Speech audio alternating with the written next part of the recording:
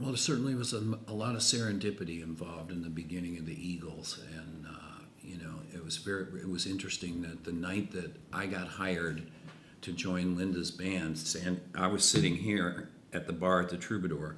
John Boylan was there, and walking up over on the other side came Don Henley to introduce himself, to say hi to John, and say that he had sent a song to, right? You'd sent a song to John for Linda. So that just happened one night at the Troubadour bar. And then, the fact that Don and I got to play in her band, and we were roommates together, that just sort of we started talking about our dreams and what we wanted to do, and so, we were very lucky. And then, of course, as I said, when we told Linda that, we really wanted to have our own band, then she helped us get the guys.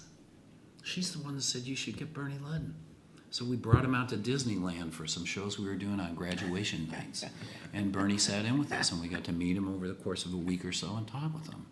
A couple weeks later, we replaced the bass player for a weekend up in Los Altos with Randy Meisner, so that he'd come up and play with Linda, and we could talk with him as well. So, it was really important. Now, Linda didn't want to be filmed and interviewed for the DVD. But we were lucky that we were able to find these interviews with her, and then of course they found footage of Don and I playing with her at the Troubadour, and then this other footage of us, all the Eagles playing with her at Don Kirshner. So she was a pivotal person in our lives, and as was John Boylan, her manager. Yeah. And they were both very generous with us. They helped us form this group, and nothing but good things to say about her. She's retired now, basically. So. She's writing a book. She has written the book? Yeah. And did she talk to any of you for it? Not me. And the Rock and Roll Hall of Fame? Until you mentioned it, I had forgotten that she's not in, right? She's not in. Which is another travesty. That's why I called it a peculiar, perplexing organization the other night. When you certainly did. Yeah, and it is. Because of some sanctimonious, calcified opinions about what is rock and roll and what is not rock and roll. As I said in the speech the other night, the legendary drummer Buddy Rich said there are only two kinds of music, good and bad. And I think he was right. But she ought to be in there. If anybody's in there, she should be in there. But it's very political, that organization. It's not necessarily about merit. They have a television show to promote every year too. In the beginning, in the first 20 years of the Rock and Roll Hall of Fame, there were just dinners in New York that no one attended, that had legendary jam sessions and great commingling and table hopping and the meeting of everybody and stuff, and none of that's kind of going on right now.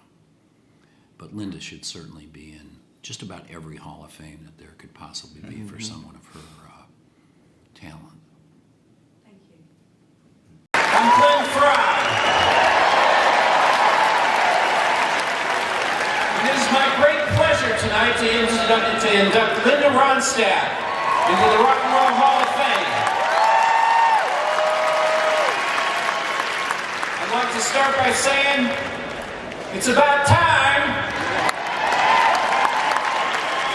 It was my selfish wish that Linda would have been inducted in 1998 with the Eagles, Fleetwood Mac, the Mamas and Papas, and Santana. But that time has passed. The time is now. And Linda's music and legacy give us so much to celebrate and contemplate.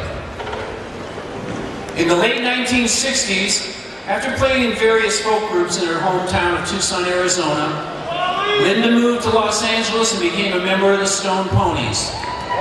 They made 3 albums together and had one hit, Different Drum. When the group broke up in 1968, ready or not, Linda became a solo artist. I first met Linda in 1970 at the Troubadour Bar. For my part, it was love at first sight. There was just one problem. A guitar-slinging love wrestler from Amarillo, Texas, named John David Souther.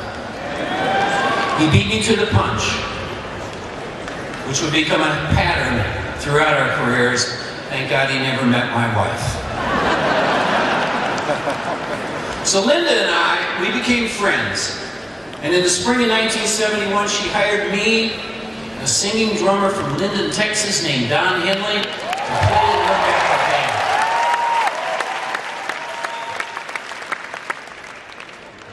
From the first rehearsal, I felt we were working on a style of music none of us had ever heard before. 2 years later, people called it country rock. While touring with Linda that summer, Don and I told her that we wanted to start our own band. And she, more than anyone else, helped us put together the Eagles.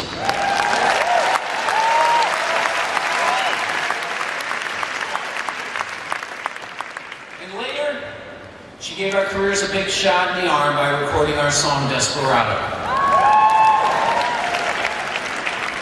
Between 1969 and 1973, she made 4 solo albums. They were all really good, but they were laying the groundwork for what would be her breakthrough album, Heart Like a Wheel, produced by Peter Asher. 1974 was the first of many magic years in Linda's career. She found herself in a place that all artists dream of, when the producer and the material, the singer and the players all come together and something otherworldly happens in the recording studio. This was Heart Like a Wheel, an album for all time. The haunting title track. Linda's deceptively simple arrangement of Guess It Doesn't Matter Anymore. The Hank Williams classic, I Can't Help It If I'm Still in Love with You, and the smash, You're No Good, kept this album in the charts for 51 weeks. And Linda became a star. Peter and Linda went on to record 5 more albums, choosing material from songwriters she loved and admired.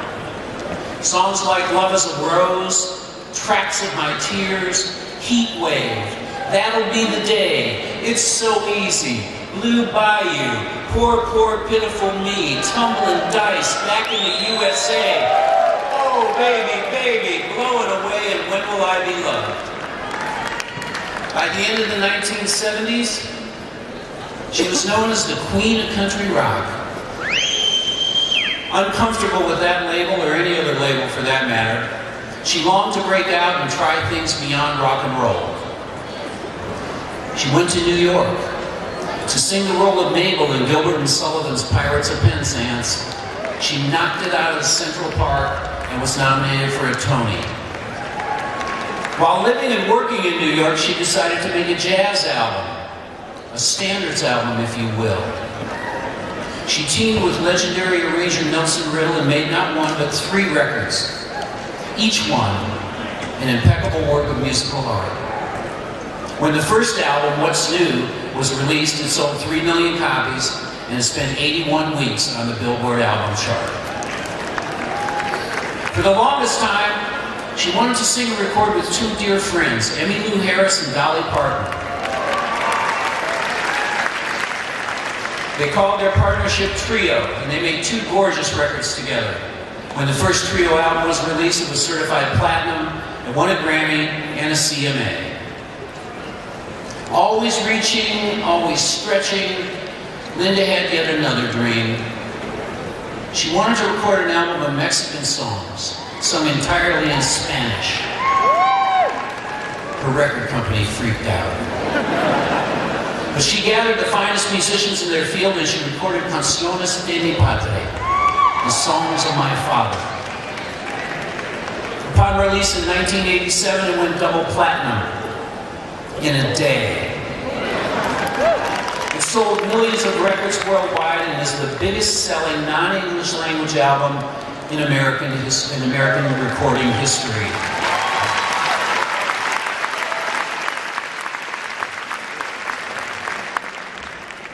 I wish I had the time to share with you the fascinating stories and of all the talented people she's worked with over the years. They're all part of her music family, and it has always been about family.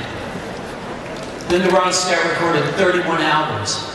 She sold over 100 million records and had a career that spanned 5 decades.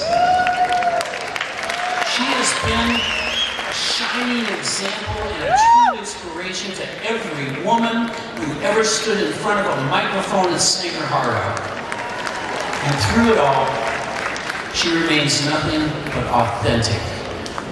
You see, Linda lives in a place where art trumps commerce, where self-exploration trumps self-exploitation, where hard work and integrity trump fame and failure. She never wanted to be a star, she just wanted to make good music. Although Linda is now retired and does not travel anymore, she sends you all her very best wishes and a heartfelt thank you.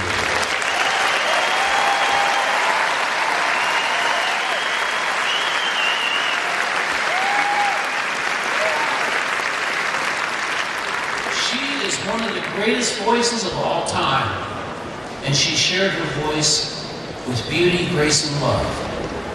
So on behalf of your family and your friends, your peers, and music fans from all over the world, it's my honor to say, welcome to the Rock and Roll Hall of Fame, Linda Ronstadt.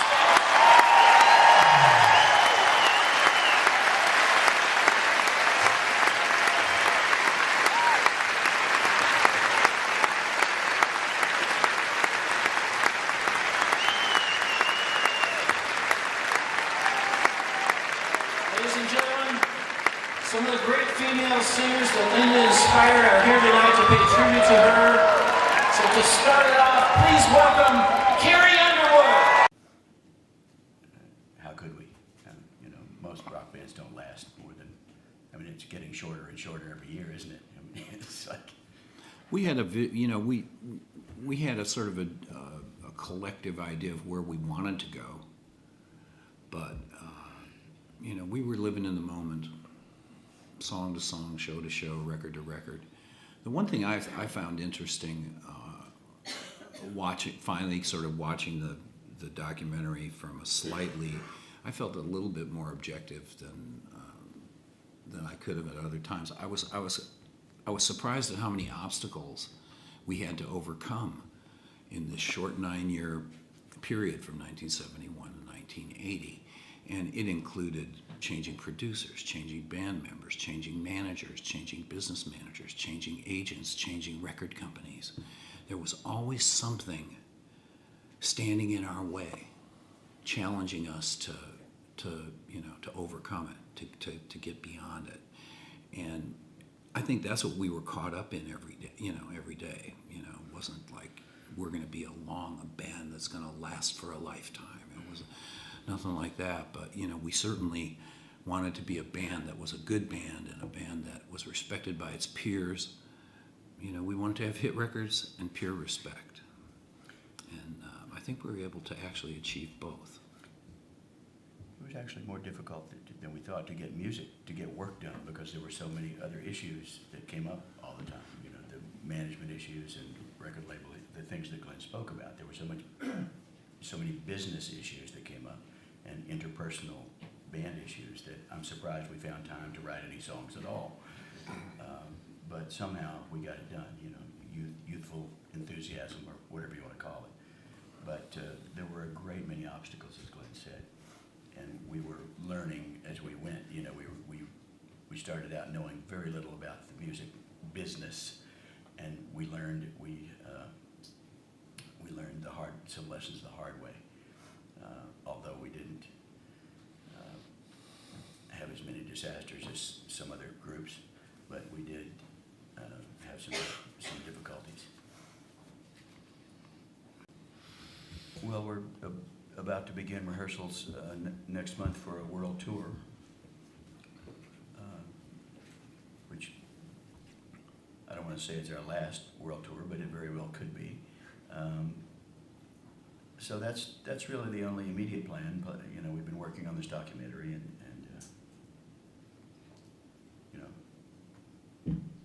that's all I know. Anybody know anything else?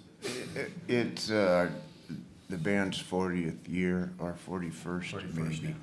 Yeah, but we'll probably have a happy birthday to us. part of the tour also. And we're gonna reinvent. We're gonna new show, new stage, new lights, lots of video. It's amazing what they can do now, and revisit some of the catalog. You know the what? documentary. You know, it's somewhat confounding, but people just still want to see us play. There's it doesn't seem to end for us. You know, you would think people would get tired of us, but you know, people haven't, and people still want to see us play. And you know, we hadn't played some shows for quite a while this year. It's been pretty much kind of a solo year. Plus, we were all working on different aspects of the history of the Eagles. And we went and played a show in Las Vegas about 4 weeks ago. And it was after the DVD had played on Showtime. And the audience was rabid. I had to laugh. They were so into it and so committed. And it seems that, you know, we have this sort of phenomena that we have to deal with, which is that people still want to hear us play. So we have to keep figuring out ways to keep it, you know, a little bit interesting for us, a little bit more interesting for them, change a few things here and there while still, you know, keeping the central, you know, body of work, you know, performing most of the songs that we're known for. But, you know, it's amazing people still want to see us. It was a great help that they knew all the words. Yes, on any given night. Well, you're looking at me. Are you talking to me? You know, it's uncomfortable seeing me when I was a mess, but I think it's very important that be in the documentary. I thought we all looked pretty good, considering. Yeah. Even you? Well, yeah. I you know, when we stopped, I didn't really have a life, and I didn't know what to do, and I was sad. So I pretended that we didn't stop, and I kept going. And basically, I ended up alcoholic and dependent on substances, and those things gradually convince you that you can't do anything without them. And that's how I wound up. Just speaking for me, Don and Glenn came to me in 1993 and a half and said, we're thinking about trying it again, and we can't really do it without you, and we can't do it unless you're sober. And I was hitting bottom right then. I was really, took it as far as I could go. And that was the reason I had been waiting for all those years. So it was pretty much of a no-brainer. You know, there was a point where we could do pretty much anything we wanted, so we did. And that's part of the documentary. There was a period of time there in the early 70s where the whole world was different. And not really ashamed of anything. I mean, we had an amazing journey, and that was part of it. Sorry, I'm hogging the mic. Go ahead. No, it's okay. The thing, I'm sure you all know, at that time in history, everybody was behaving. Like doctors, lawyers, Wall Street types, you know, they were all doing it. It was that kind of a time. You know, and I think the lesson to take away from this is that we all survived. We're all alive and well. We've been through the fire. You know, a great many people didn't make it, both in the States and here in Britain. We've lost a lot of people in the business. But for one reason or another, through, you know, good genetics or willpower or good fortune or whatever, we're all fine. And we intend to stay that way. And we're grateful for that. Most of the guys up here on this dais, we're all very generous people. We're generous with other people, and I think what part of what this documentary has taught me is that I need to be a little more generous with myself. And you got to look at yourself, and you have to look at your past, and you have to accept who you are and what you did. Be thankful that no one got hurt. Say you're sorry for the things you did that were wrong, and get on with it. And I feel that we're pretty comfortable with who we are up here now, and I for one, it didn't take me long to sort of get over that. Oh God, I was 28. It looks like I smoked a joint before that interview. Oh God, we don't think about that stuff too much, and I don't think other people should either. I think you should, like I said, everybody should be as generous with themselves as they are with other people. Timothy, do you want to add anything? Well, let's not forget that we had a lot of fun as well. Yeah, we did. Yeah. And a There lot is of it, that, a lot of yeah. it's not in the documentary. This is a good thing. Yeah, which is a good thing. Dude. Which part do you want to answer first? I'm easy. Well, for part two, we made a great hire. That was the first thing. We knew we wanted to do the history of the Eagles, but we wanted somebody that was going to make a truly great film for us. And we ended up finding a guy named Alex Gibney, who is an Academy Award-winning film director. He won the Academy Award for Taxi to the Dark Side about Guantanamo. He was nominated for another Academy Award for Smartest Guys in the Room, the Enron scandal. I went to New York and I met with him, and I said, because I just thought his reel was riveting.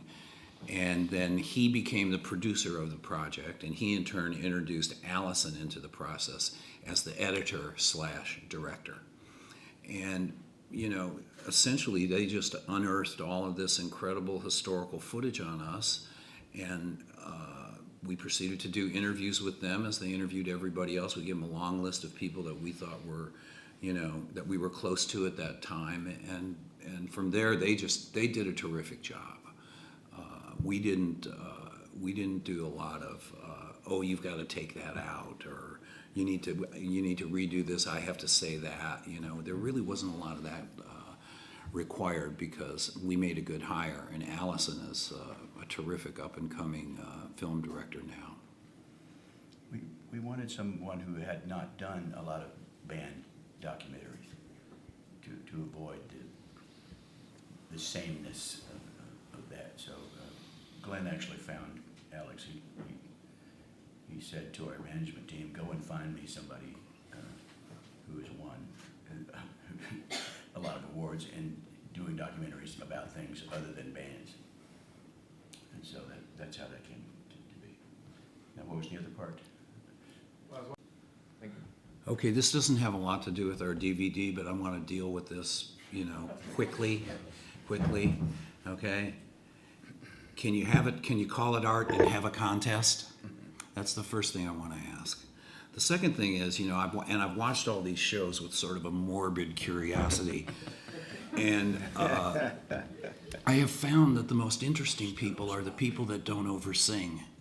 But I have found that the nature of these shows is such that it makes everybody want to be big, and big for the camera, and big for the audience. And, for myself, I would just as soon somebody just stand there and sing the damn song, but... They've turned it into Glee. Yeah, they've kind of gleed it up. But on the other hand, everybody's musical journey is different. And so for some people, I don't think there's a tremendous pot of gold at the end of the rainbow that these shows might, promise to people. I'm not sure that's a reality that's, you know what I mean? But some people got to do that. And that's a year in their life. This is what they did for a year. And, so it doesn't make it wrong, by any means. But like I said, I do think it encourages people to kind of overplay it. They just leaked what those poor kids have to sign, and basically they don't stand a chance.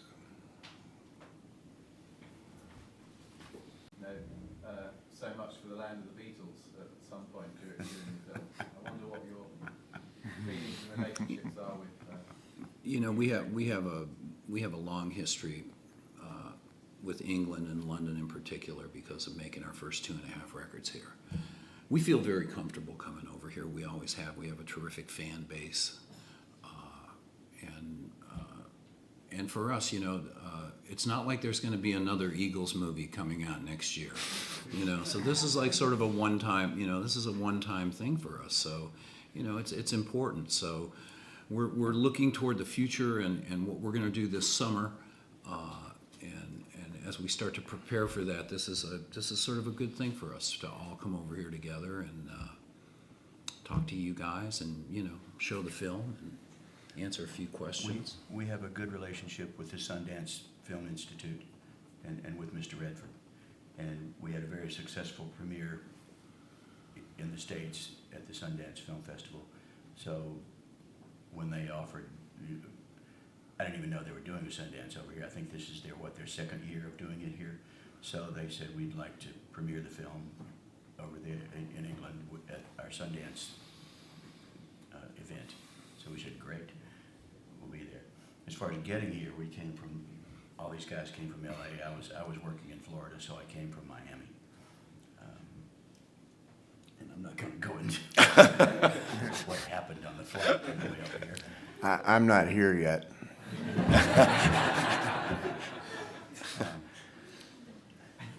We have a great team of people that work with us, and they manage to get us where we're supposed to be, usually when we're supposed to be there.